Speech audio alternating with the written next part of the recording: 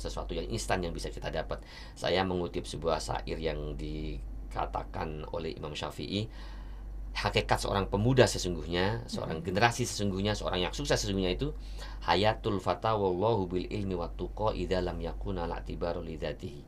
Seorang pemuda yang sukses itu adalah seorang pemuda yang bil ilmi wat tuqa, punya ilmu dan punya ketakwaan.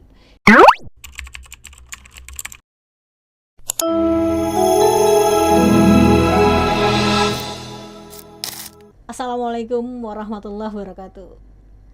Kembali berjumpa bersama kami Time with Eldizon. Pemirsa, dalam Al-Quran Allah memerintahkan kepada kita untuk membaca dan belajar. Dalam surat Al-Alaq sudah jelas tertera, ayat 1-5 memerintahkan kita untuk membaca dan belajar. Berarti betapa pentingnya kita untuk menuntut ilmu. Dalam dunia pendidikan, kita sudah diberi kesempatan untuk belajar dan menimba ilmu.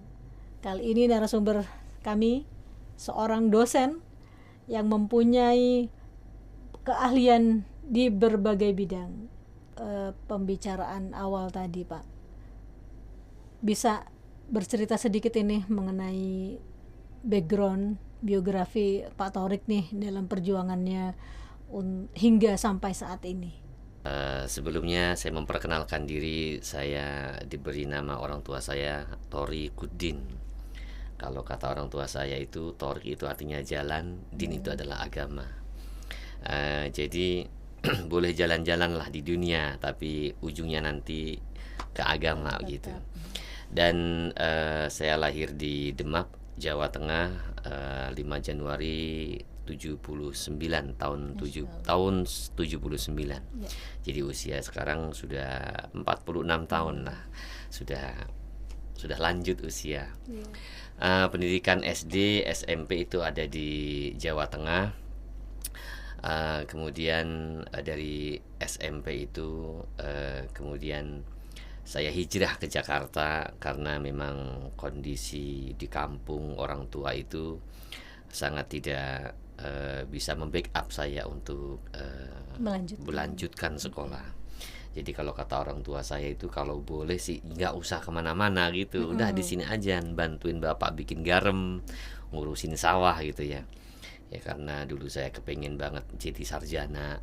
Akhirnya saya kabur dari kampung ke Jakarta. Jadi kalau ke Jakarta itu sebenarnya kaburnya tidak baik-baik sebenarnya. Izinnya izin terpaksa gitu. Ongkosnya juga nyuri-nyuri saat itu. Pokoknya kalau punya uang 100.000 saya terbang ke Jakarta untuk pengen bisa sekolah. Jadi kemauan saya.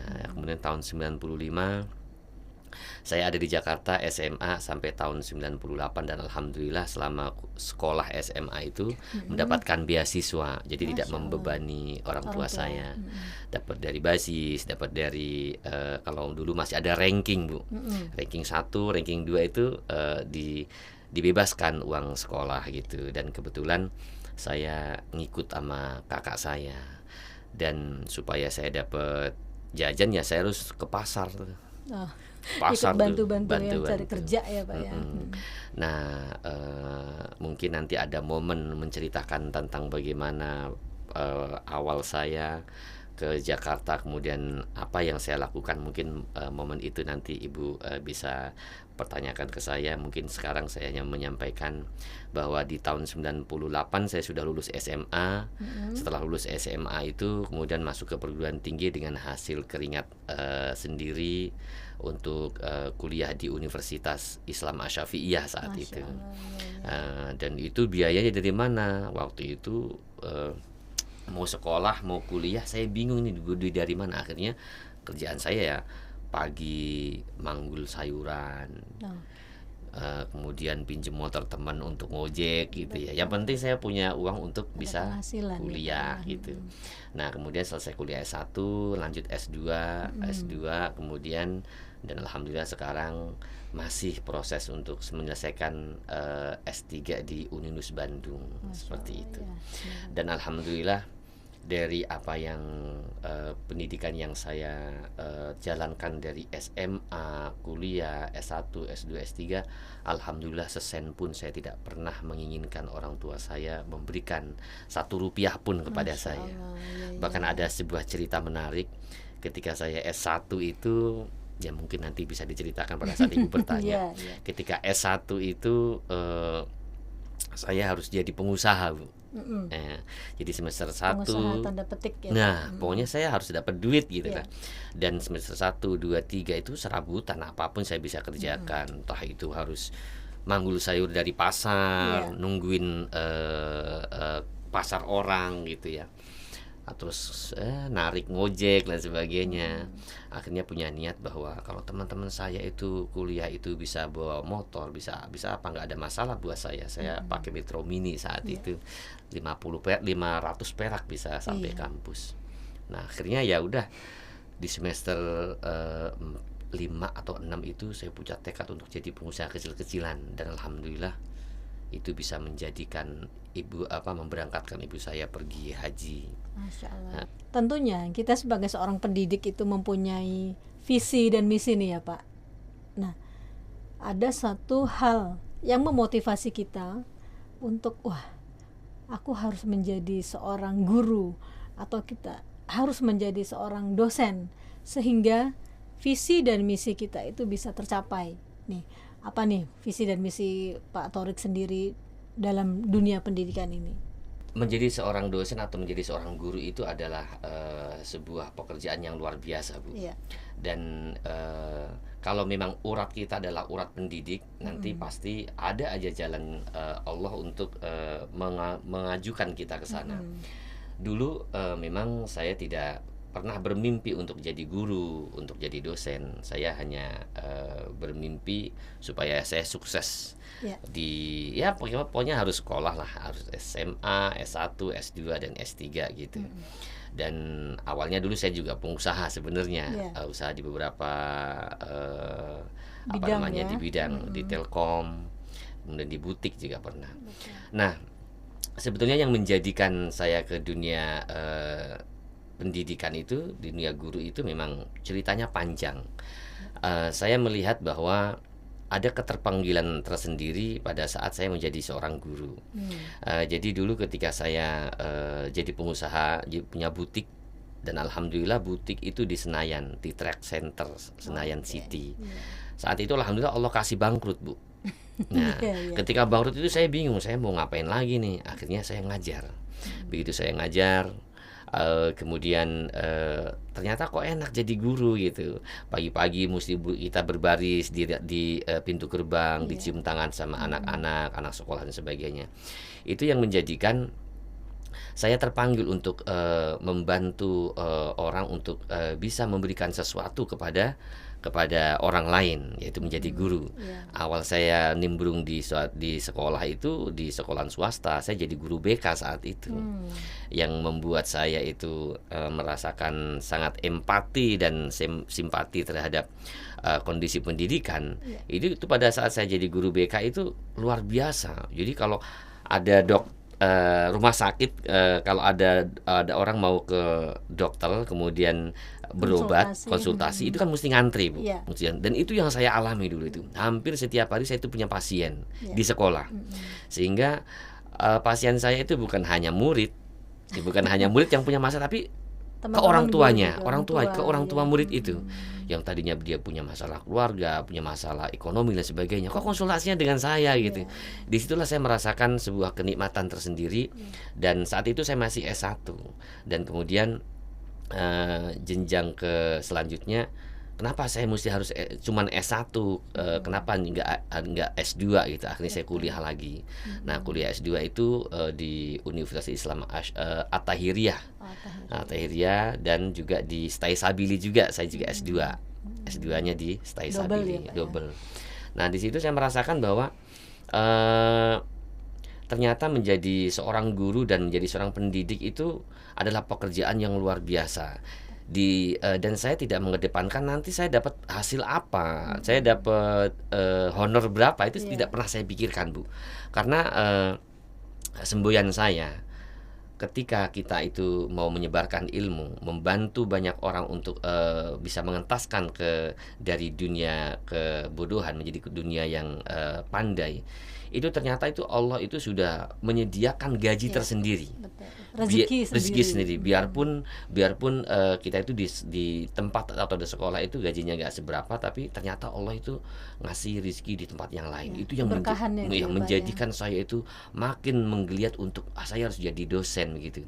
Nah, saya punya kisah pada saat saya ngajar di SMK itu masih S1, saya itu ngajar di Mutiara Bangsa, sekolah dasar Mutiara Bangsa yang itu adalah punya Kak Seto. Ya. Nah, di situ itu gaji saya 600.000. 600.000 setiap bulan. Tahun dulu ya. Tahun dulu. Dan yang saya tanganin adalah anak-anak berkebutuhan khusus. Oke. Karena banyak kan orang Kristen, orang Jepang dan sebagainya. Yang menjadikan saya itu bersyukur kepada Allah itu kenapa? Gaji 600.000, saat itu saya sudah bisa mencicil mobil, Bu. Bayangkan, ternyata ketika kita menjadi seorang guru itu, rezeki itu luar biasa. Bukan dari tempat kita bekerja yang memberikan gaji ke kita, tapi Allah sudah menyediakan gaji-gaji di tempat yang lain. Wah, saat itu saya gampang sekali mendapatkan usaha, bisa ini, bisa itu. Bahkan namanya orang tua murid itu kalau bagi rapot itu, Masya Allah, mereka itu loyalitasnya luar biasa. Dari situlah saya merasa bahwa menjadi seorang pendidik itu luar biasa. Bukan hanya di dunia dia diberikan kecukupan, tapi di akhirat pun kita punya banyak tabungan. Betul. Dengan Saya ilmu yang diberikan dengan punya pahala yang banyak dan lain sebagainya. Akhirnya saya mesti S2 tuh. Begitu S2, kemudian saya mulai ngajar di perguruan tinggi. Itu di Stai Sabili saya. Mohon maaf. Pertama saya ngajar di perguruan tinggi itu di Sekolah Tinggi Agama Islam Aks Perlisma Indonesia di Jakarta. Nah, di situ saya mempunyai mahasiswa yang begitu banyak, yang antusias, ada rasa kepuasan ketika saya bisa memberikan ilmu kepada mereka, dan itu yang menjadikan saya tidak boleh berhenti untuk untuk membagikan ilmu. di samping membagikan ilmu juga menggali diri untuk jauh lebih mengupgrade diri untuk menjadi jauh lebih pintar, lebih baik, lebih pandai. Karena yang kita hadapi ini adalah generasi-generasi yang hidupnya itu begitu Selalu dia berubah. keluar selalu berubah gitu. Sementara saya dulu dilahirkan dari generasi-generasi yang tidak tahu apa-apa gitu. Jadi ketika saya menjadi seorang dosen, melihat mahasiswa-mahasiswa saya yang mereka modern dan sebagainya, itu yang memicu dan memacu saya untuk saya harus mengupgrade diri nih. Saya harus banyak bergaul, harus banyak baca, harus punya banyak pengalaman. Dan harus nggak cukup dengan S1 dan nggak cukup dengan S2 gitu. Karena dengan demikian nanti apapun yang kita akan berikan kepada mahasiswa itu nanti akan berbekas. Dan saya ingat itu salah satu ayat itu, hal yastawil ladzi ya'lamuna wal ladzina la ya'lamun. Apakah sama orang yang berpengetahuan yang dia di upgrade terus dengan orang yang berpengetahuan yang biasa-biasa saja? Pasti beda. Nah, itulah yang memotivasi saya untuk menjadi harus lebih baik. Nah, sampai ke ke S3, ya memang ini adalah merupakan sebuah tuntutan profesi dengan perkembangan juga gitu. Walaupun alhamdulillah dengan seok-seok kita harus membiayai keluarga, membiayai anak-anak, membiayai kuliah. Intinya mah begini, kalau mau jadi pengajar atau menjadi guru yang lebih baik, ya jangan berhenti untuk mengupgrade diri untuk ilmu-ilmu yang makin kesini harus makin lebih banyak begitu. Pak Thorik, dalam mendidik selama ini kita tentunya mengalami banyak hal perbedaan dalam mengajar anak SMP, SMA maupun mahasiswa. Kita mengalami mungkin ada perbedaan, ada terdegradasinya dalam hal literasi nih ya Pak ya, dalam dunia pendidikan pastinya. Ya itu tentunya semua karena ada pengaruh dari perkembangan zaman, adalah dengan media sosial ataupun yang tadi yang kita sampaikan tadi, handphone ya Pak. Ya Bu ya. Kalau kita melihat flashback ke belakang, anak-anak generasi zaman dulu yang lahir zaman dulu dengan anak-anak zaman sekarang itu Beda jauh. berbeda. Bahkan saya selalu wanti-wanti kepada orang tua, anak-anak bapak ibu itu yang lahir di generasi-generasi Z ini jauh lebih lebih harus kita lebih apa ya, lebih hati-hati Betul. dibanding dengan kita menghadapi generasi yang dulu. Sekarang kita bayangkan coba. Dulu kalau kita itu pengaruhnya itu ketika kita main dan lain sebagainya itu hanya ada mainan-mainan tradisional, kelereng, gundu, karet, petak umpet, ya kan? Ketika orang tua bilang, ayo kita udahan mainnya, kita sholat dan sebagainya, mereka langsung datang pulang mandi dan langsung dan sebagainya. Itu mainannya mainan tradisional, hanya karet, main bola, kelereng, gundu, petak umpet, Tradisional sekali. tradisional. Zaman sekarang kalau kita ngomongin itu nggak ada, Nggak ada yang tahu. nggak ada. Sedikit mungkin yang Ada tahu. anak-anak sekarang mana ada kalau ditanya pernah nggak main kelereng, nggak pernah, nggak Iya. bisa. Main karet nggak bisa, main dakon nggak pernah. Petak umpet apalagi. Sekarang anak-anak sekarang zaman sekarang yang dimainin itu apa? Handphone, Ya. handphone, jet dan lain sebagainya. Dan ini pengaruhnya sangat luar biasa, Bu. Sangat luar biasa. Apalagi sebagai seorang guru memang harus punya Trik tersendiri. bagaimana memberikan pengajaran kepada anak-anak yang generasi Z ini, generasi yang informasi yang hari ini terjadi di luar negeri, hari ini pun kita sudah bisa terima. Hal-hal yang baik atau hal yang buruk sudah pasti bisa diakses lewat handphone, ya kan? Dan ini menjadi sebuah bahaya tersendiri buat anak-anak ketika anak-anak itu memang tidak terkontrol, baik dikontrol oleh orang tua sebagai pendidikan pertama di rumah atau guru yang tidak mengupgrade tadi tuh. Ya. Kalau guru hanya sebagai guru kan masih batas guru ngajar IPA, habis ngajar IPA selesai pulang, ngajar IPS habis selesai pulang, tanpa dia memberikan pesan-pesan moral, pesan-pesan agama itu yang sangat disayangkan gitu ya, Bu. Jadi kalau Ibu tadi menanyakan bagaimana menghadapi generasi-generasi yang saat ini sangat sangat luar biasa, lebih sulit, lebih susah daripada menghadapi generasi-generasi zaman dulu. Tantangannya jauh lebih besar. Dan ini merupakan sebuah PR kita sebagai guru, sebagai pendidik, harus senantiasa mengupgrade diri. Sebuah masalah besar begini, Bu. Di zaman sekarang sebuah masalah besar ketika orang tua itu tidak bisa memantau anaknya dalam menggunakan iPhone, menggunakan handphone, menggunakan media sosial. Bahkan banyak sekali orang tua yang membiarkan anaknya mengakses handphone dengan dia tidak tahu dan tidak pernah mengecek anaknya itu dari dia habis nonton apa, riwayat tontonannya gimana dia nggak tahu. Bahkan paspor handphone yang anak punya itu kadang-kadang orang tua mau pengen tahu aja nggak dikasih tahu anaknya. Inilah karena kurangnya proteksi orang tua kepada anak-anak.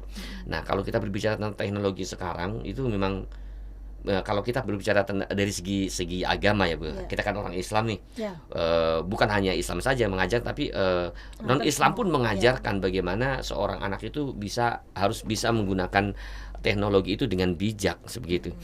Ada sebuah misi tersendiri yang memang Yahudi kalau boleh bicara ya, Yahudi ini mempunyai misi bahwa dengan handphone itu bisa merusak generasi. Betul. Bisa merusak generasi.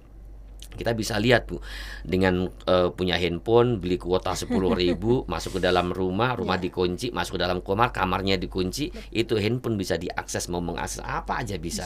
Apapun yang ada dalam otaknya dia bisa diakses, bisa dilihat melalui handphone.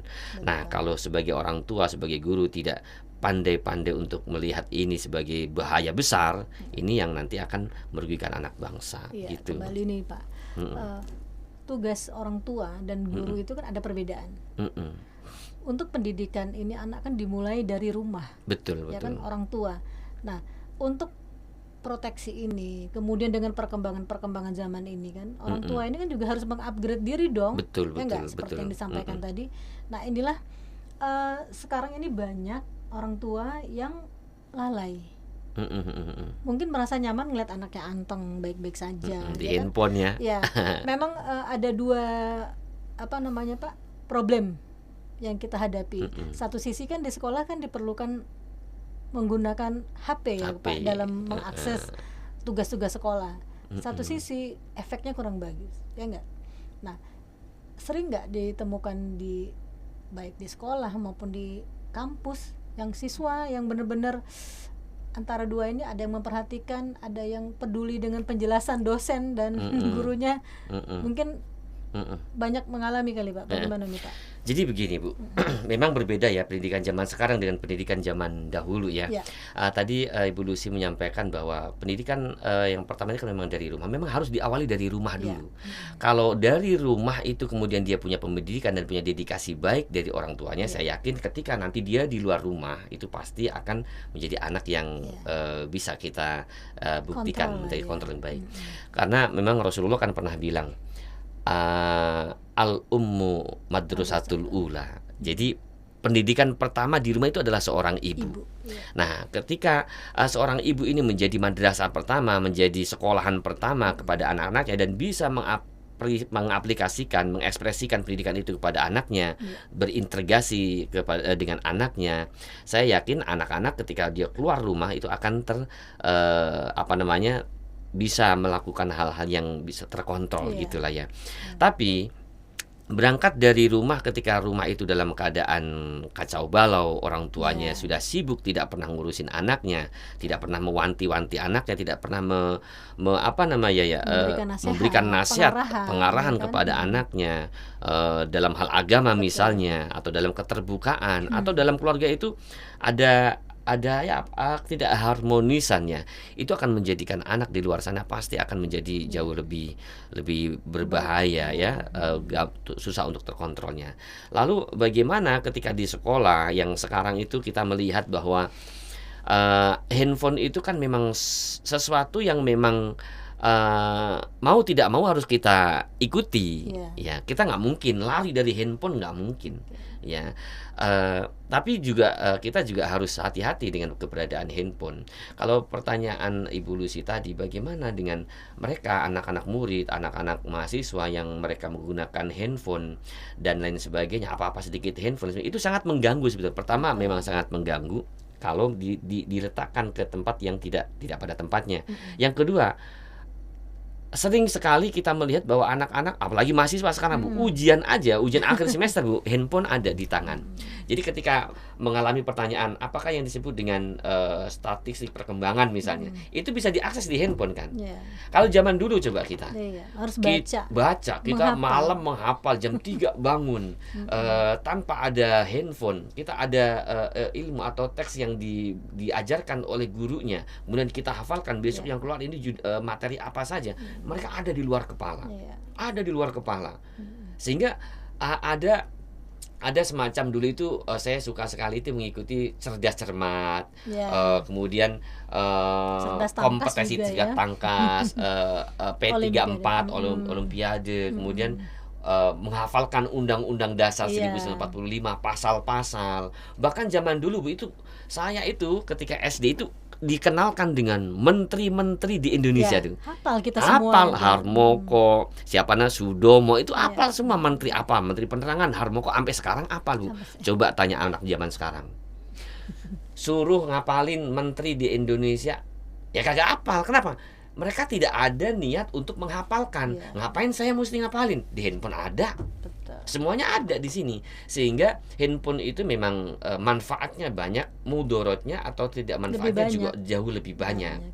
Akan banyak manfaatnya ketika menggunakan handphone itu dengan bijaksana, dengan aturan-aturan yang sudah ditetapkan oleh orang tua dan guru bagi mereka yang masih berpendidikan, dan akan sangat berbahaya ketika handphone itu berada di tangan orang-orang yang memang orang tuanya tidak bisa memantau gitu. Jadi sekarang daya baca anak-anak sekolah, mahasiswa dan lain sebagainya, sebagian besar memang kadang-kadang berkurang gara-gara adanya handphone gitu. Jadi kan tidak gini Pak ya, dulu itu ya kan, dulu nih kita kan semua menggunakan buku bacaan ya Pak ya, tapi kita pinter-pinter semua, iya. Ya, semua hafal, setiap provinsi hafal, ibu kota semua segala macam. Kemudian nama menteri ya kan, kemudian pasal-pasal P34 ya. Nah, terkadang saya pribadi sendiri berharap ada lagi loh Pak pelajaran pendidikan moral Pancasila. Kalau menurut Pak Torik sendiri bagaimana? setuju nggak nih dengan adanya pendidikan budi pekerti, pendidikan moral Pancasila? Dulu kan PMP kalau PMP, zamannya kita Pendidikan dulu. Moral Pancasila. Jadi kita benar-benar sesuai dengan sosial budaya dan politik Indonesia, bahwa kita ini kan orangnya yang benar-benar ramah tamah, itu sebetulnya sudah betul loh Pancasila itu, ya nggak? Ini gimana nih menurut pandangan Tapi sekarang Pak Tariq? ditiadakan ya. Iya, Iya, dikurangin ya, bukan itu ditiadakan yang tapi sedihnya itu dikurangin. ya. Iya. Emang perubahan zaman ini memang pasti akan mengakibatkan pergeseran nilai, Bu. Iya. Pergeseran nilai, pergeseran moral, dan itu pasti. Betul.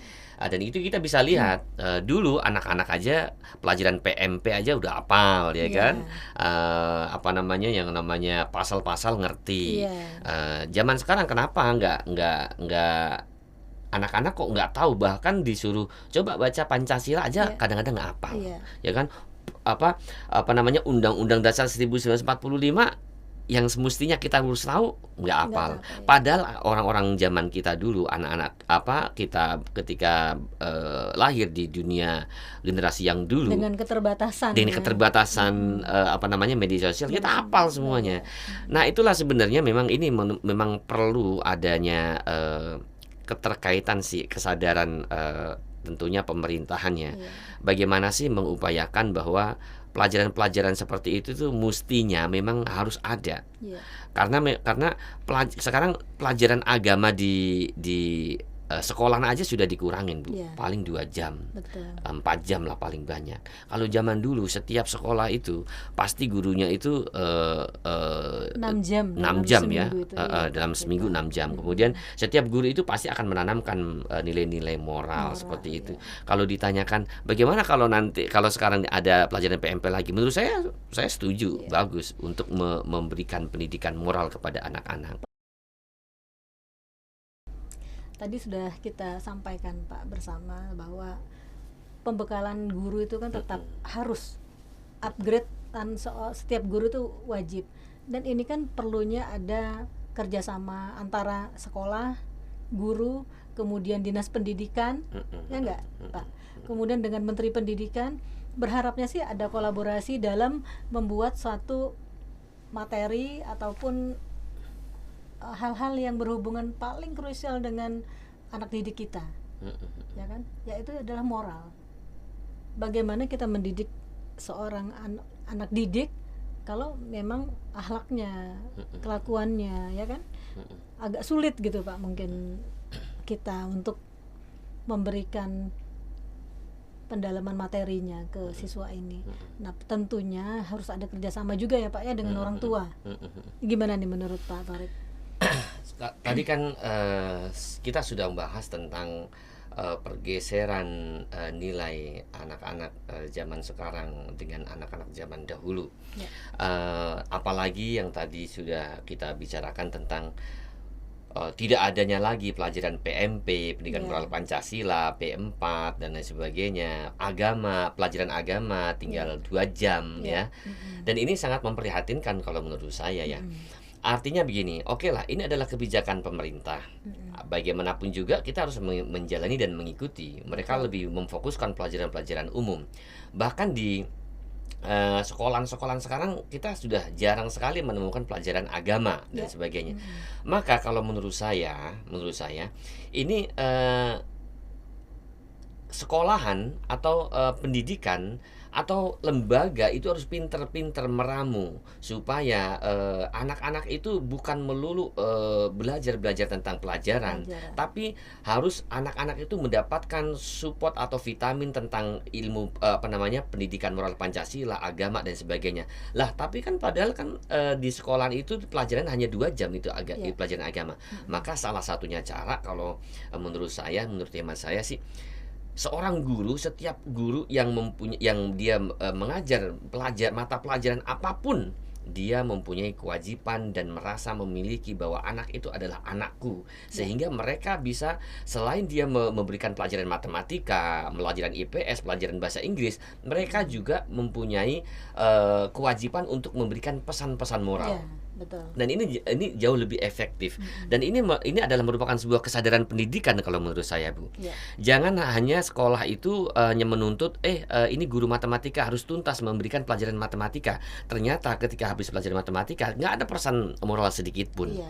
Di pelajaran IPA, padahal kalau kita belajar tentang IPA itu Sains. banyak, sains itu banyak pesan-pesan moral, pesan-pesan agama, religius yang harus diwasiatkan kepada anak-anaknya.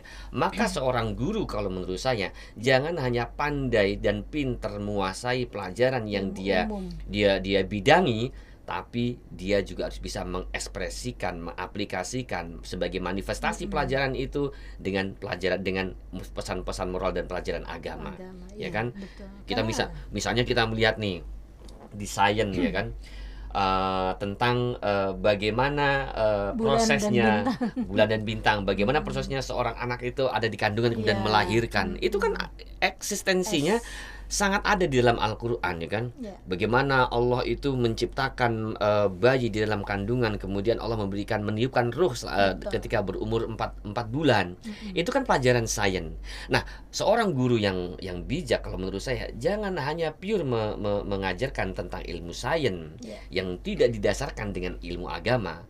Maka di sini kalau menurut saya guru-guru nih atau sekolah-sekolah swasta atau guru-guru negeri yang mereka sudah membuka lowongan pekerjaan, lowongan pengajaran sebagai guru, mereka harus diberikan komitmen juga. Ya. Anda sebagai guru di sini, guru apa? Guru IPA. Di sana nanti harus ada pesan moral. Betul. Pertama, yang kedua, seorang guru menurut saya ketika dia mau mengajar di kelas, itu saya lebih setuju ketika seorang guru hari besok ini pelajaran sains atau pelajaran matematika itu materinya apa harus dilaporkan dulu kepada di bidang pendidikan, apa namanya, di kurikulum. Pak, besok saya materinya adalah tentang kerangka tengkorak manusia dan sebagainya. Tolong di situ kemudian disusupkan dengan nilai-nilai moral yang ada. Nah, gitu. Ini kan berarti kan menjadi tugas setiap orang tua, guru ya kan Pak. Jadi sebetulnya sekolah ini kan rumah kedua bagi siswa Betul. maupun mahasiswa ya. Pak Tori kan mengajar SD, SMP, SMA, Udah sering semuanya, udah. semua sudah ya Pak ya. Sudah. Perbedaan Iya. ini kan sudah tahulah bagaimana seperti apa. Nah kemudian ini saya untuk mahasiswa sendiri nih Pak, dengan kondisi sekarang kan kita dulu kuliah pun juga banyak literasi ya Pak, yang harus cari apa ini ya kan. Nah kalau sekarang kan semua via Handphone, HP bisa iya. semua ya Iya. kan. Nah bagaimana nih Pak untuk terkadang begitu kemudahan ini rasanya bagaimana nih kita dalam menyikapi mahasiswa yang begitu gampangnya apabila diberikan tugas. Nah mungkin Pak Torik punya sendiri trik bagaimana sih supaya kualitas mahasiswanya ini lebih baik, tidak semudah mereka membuka HP nih Pak dalam menyerap ilmu pengetahuan yang disampaikan materi kuliahnya gitu loh. Sebenarnya ini adalah kebijakan dari kampus sih ya Bu ya. Contoh misalnya, kalau saya pribadi sebagai dosen, kemudian besok ini kita ulangan nih, besok UAS nih. Saya mewajibkan ketika UAS itu handphone dikumpulin semua. Kagak ada mereka yang nyontek-nyontek, ya kan? Tapi ada sebagian dosen juga yang ketika UAS itu boleh buka buku, boleh buka handphone. Dan yang sekarang sudah kita lihat di beberapa perguruan tinggi ya, mayoritas ada yang seperti itu membolehkan, tapi ada juga yang kampus-kampus yang memang tidak membolehkan ketika ujian harus pakai dibolehkan untuk membuka handphone. Ini yang menjadi keterlambatan yang meninabubukkan generasi sekarang untuk sebagai daya baca. Mereka nggak pengen baca. Perpustakaan sekarang jauh lebih sepi, ya kan? Nggak usah jauh-jauh lah. Kemalasan generasi sekarang yang semuanya serba instan. Bagi untuk mahasiswa-mahasiswa atau murid-murid yang mereka tidak sadar akan pentingnya baca, akan pentingnya nulis, itu kan menjadi pengaruh tersendiri, Bu. Dulu ketika kita sekolah, itu nggak ada media sosial, semuanya yang kita bawa adalah buku dan pulpen, ya kan? Setiap hari kita diajarkan menulis. Setiap hari kita diajarkan, bahkan ada pelajaran menyambung. Tulis sambung. Makanya tulisan kita bagus-bagus, Bu. Ya tulisan saya aja bagus, Bu, udah kayak Soekarno, ya kan? Iya. Coba anak zaman sekarang, Nah, hampir tangannya itu sudah kaku. tidak terbiasa Kaku. menulis, Menulis. sehingga tulisannya jelek-jelek, Iya. membedakan huruf besar dan huruf kecil juga tidak bisa dan Ya, itu tata sebagainya. bahasa ya Pak. Tata bahasa, dan itu hampir punah, Bu. Ya. Jadi itu hampir punah. Ini yang sangat memprihatinkan sebenarnya. Mereka Ya. sudah tidak bisa membaca, juga sudah malas. Yang dia baca ya di handphone, dia lihat Iya. handphone, dia baca, ya kan. Menulis juga tidak terlatih.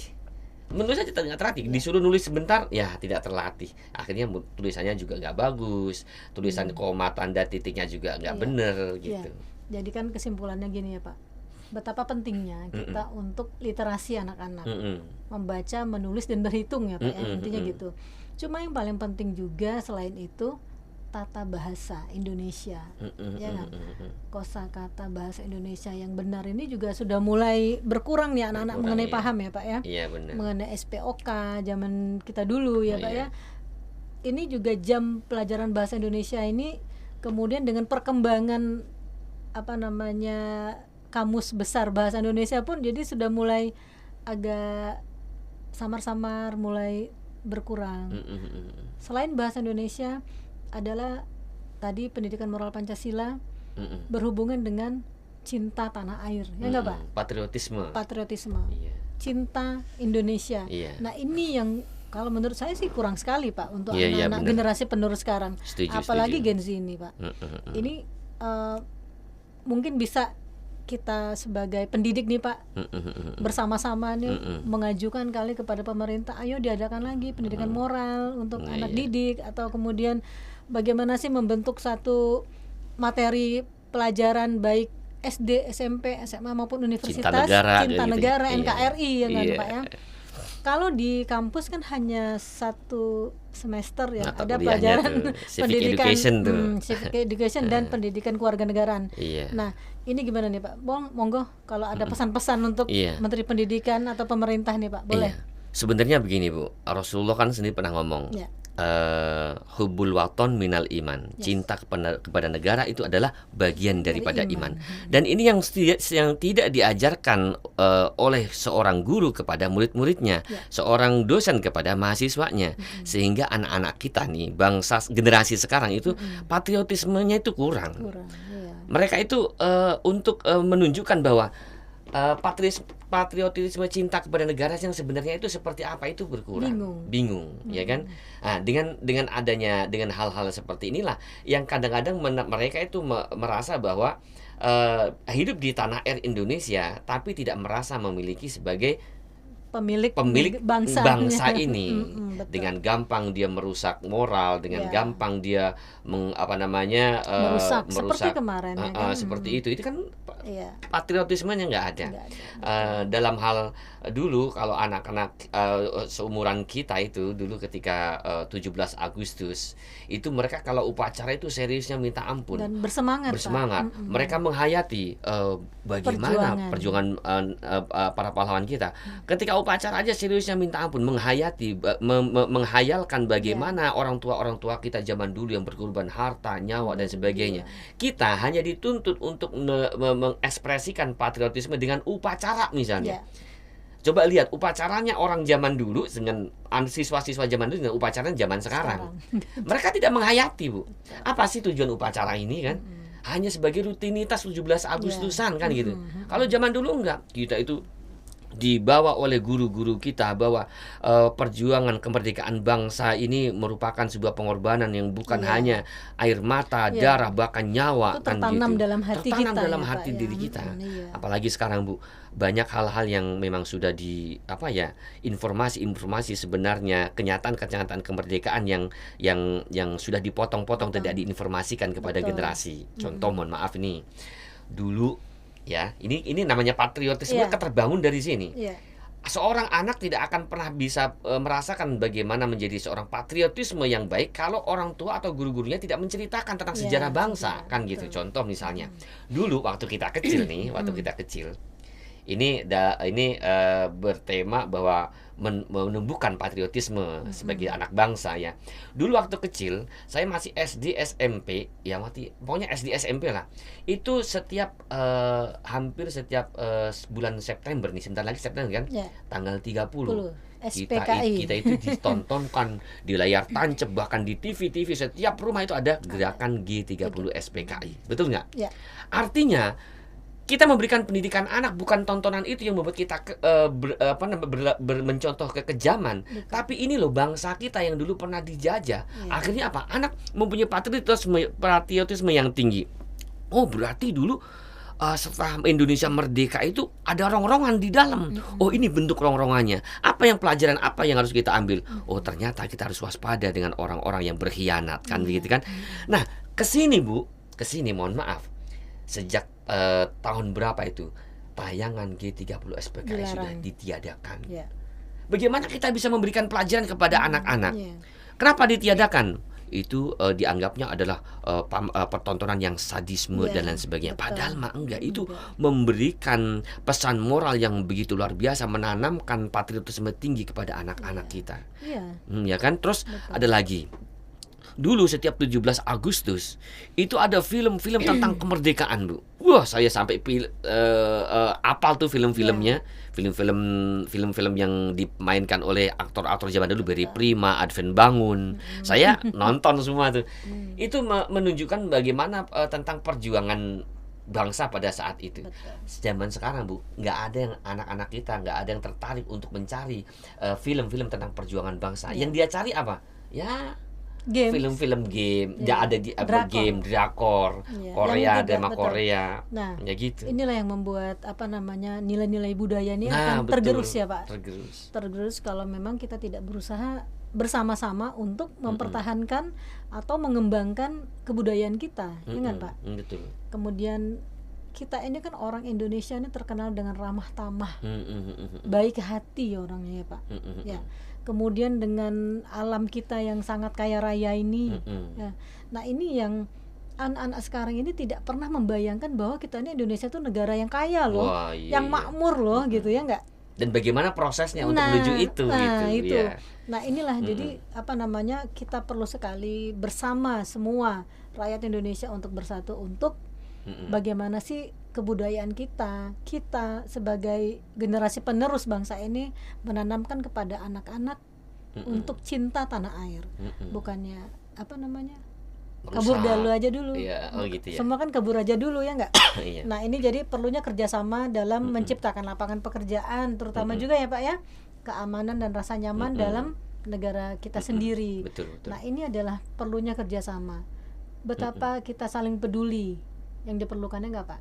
Betul. Nah peduli ini juga tidak hanya tugas pemerintah harus ini, enggak. Mungkin dari contoh-contoh para pejabat-pejabat, petinggi-petinggi memberikan contoh dulu kepada rakyatnya, insya Allah rakyatnya juga akan mencontoh apa yang dilakukan, kebaikan ataupun keburukan itu juga ya nggak Pak? Betul. Nah kembali lagi nih Pak mengenai perjalanan karirnya. Luar biasa nih Pak ya, Pak Thorik ya, karir yang sangat panjang, perjuangannya sangat panjang. Ini kan contoh salah satu anak bangsa yang bagaimana berjuang di kaki sendiri nih Pak Thorik ya. Nah ini bisa Pak sedikit menceritakan bagaimana perjuangannya dulu. Intinya sih memang ya Pak, saya kenal juga sebagai seorang mubalih nih ya Pak ya. Iya. Ustadz. Iya. Jadi banyak sekali yang pekerjaan yang sangat luar biasa yang memberikan memberikan kebaikan ke masyarakat. Nah ini salah satu mungkin bisa kita contoh nih pemirsa semuanya ya, teman-teman, bagaimana seorang anak bangsa yang berjuang di kaki sendiri ya, kemudian bagaimana untuk menjadi orang yang berkualitas, bermanfaat untuk orang banyak ya nggak Pak? Ini perjalanannya seperti apa nih Pak sehingga menjadi seorang mubalih juga nih Pak? Memang saya dulu berangkat, memang orang tua saya memang semuanya berasal dari rumah Bu. Berasal bagaimana cara orang tua itu memberikan pendidikan kepada anak. Memang dulu itu orang tua saya itu selalu ketat dalam hal ibadah ya. Ya kan, dulu aja Bu, saya masih SD, saya kalau ditanya kamu sudah sholat subuh belum? Udah. Yang ditanya itu. Terus tadi jamaah enggak. Wah disabet saya Bu, saya dipukul pakai rotan. Saya sholat aja Bu, itu masih dipukul pakai rotan. karena nggak jamaah. Bagaimana kalau nggak sholat? Ya. Artinya di rumah juga orang tua saya itu selalu memberi mewanti-wanti harus jujur, harus baik dan sebagainya. Dan itu akan membekas dalam diri kita ketika kita nanti akan di luar. Nah, menjadi yang saat sekarang ini itu memang sesuatu yang memang tidak instan ya. Memang berangkat dari keluarga yang sangat susah. Iya. Kadang hari ini makan, besok enggak. Iya. Besok pakai biaya apa juga enggak tahu. Dengan keterbatasan itu saya berpikir, kalau saya hanya hidup di kampung saja, dari SD SMP saya masih di kampung, saya mau jadi apa? Dan akhirnya ya saya harus melesat dulu ke Jakarta. Ya. Dan ke Jakarta itu perjalanannya ya sangat lucu. Jadi saya bilang sama ibu saya, "Mak, saya pengen ke Jakarta." "Mau ngapain?" "Ya mau sekolah." "Lah terus biaya dari mana?" "Pokoknya yang penting saya ke Jakarta dulu." Itu Bu, 1 minggu atau 1 bulan apa waktu itu, 1 bulan saya sebelum ke Jakarta, saya pengen SMA di Jakarta, niat saya pengen kuliah yang tinggi. Itu merupakan sebuah angan-angan sebetulnya, tapi saya yakin saya bisa mewujudkan. Dengan keterbatasan orang tua yang tidak punya apa-apa, ya kadang hari ini makan, kadang besok enggak. Kalau saya begini-begini itu, nanti saya sama kayak orang tua saya, ya kan? Itu 1 bulan sebelum saya itu ke Jakarta, saya itu bilang sama ibu saya, "Mak, nanti kalau saya mau ngangkat udang," kan ada tambak tuh, ngangkat udang, saya mau nyisiin ya, mau ngambil udang sekilo ya, setiap malam saya ngambil sekilo. Zaman itu kan 700 perak, lah 1.000 kadang. Saya kumpulin Bu, sampai saya punya uang 100.000. Dari uang 100.000 saya pamitan sama ibu saya, "Mak, saya mau ke Jakarta." Udah ke Jakarta. Begitu sampai ke Jakarta, udah pokoknya saya harus sampai Jakarta dan harus bisa menjadi orang. Begitu saya sampai Jakarta, saya harus sekolah di SMA. Saya bingung mau sekolah di mana. Dari situlah saya ada kakak saya yang di Jakarta numpang saat itu, sampai alhamdulillah bisa sekolah SMA dan lain sebagainya.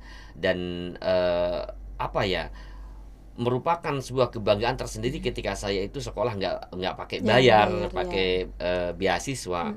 Masuklah kemudian ke kuliah. Ketika saya kuliah itu ya memang sama sekali, ya itu tadi yang saya bilang di awal, saya tidak ada 1 sen pun mengharapkan orang tua memberikan uang ongkos kepada saya.